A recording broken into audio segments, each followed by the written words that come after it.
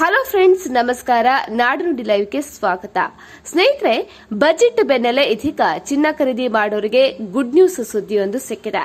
ಒಂದೇ ದಿನಕ್ಕೆ ಡಬಲ್ ಪಟ್ಟು ಚಿನ್ನದ ಬೆಲೆ ಇಳಿಕೆಯಾಗಿದೆ. ಹಾಗಿದ್ರೆ ಎಷ್ಟು ದರ ಕಡಿಮೆಯಾಗಿದೆ ಅಂತ ತಿಳಿಯಲು ವಿಡಿಯೋವನ್ನು ಕಂಪ್ಲೀಟ್ ಆಗಿ ನೋಡಿ.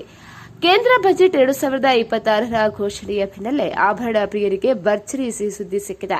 ಬಜೆಟ್ ಮಂಡನೆಯ ನಂತರದ ಮಾರುಕಟ್ಟೆ ಏರಿಳಿತದಿಂದಾಗಿ ಚಿನ್ನದ ಬೆಲೆ ಒಂದೇ ದಿನದಲ್ಲಿ ಪ್ರತಿ ಗ್ರಾಂಗೆ ಬರೋಬ್ಬರಿ 9,050ರಷ್ಟು ಇಳಿಕೆಯಾಗಿದೆ. ಬೆಂಗಳೂರಿನಲ್ಲಿ ಚಿನ್ನದ ಬೆಲೆ 24 ಕ್ಯಾರೆಟ್ನ 10 ಗ್ರಾಂ ಚಿನ್ನದ ಬೆಲೆ $1,60,570 ಆಗಿದ್ರೆ 22 ಕ್ಯಾರೆಟ್ನ 10 ಗ್ರಾಂ ಚಿನ್ನದ ಬೆಲೆ $1,47,190 ಆಗಿದೆ.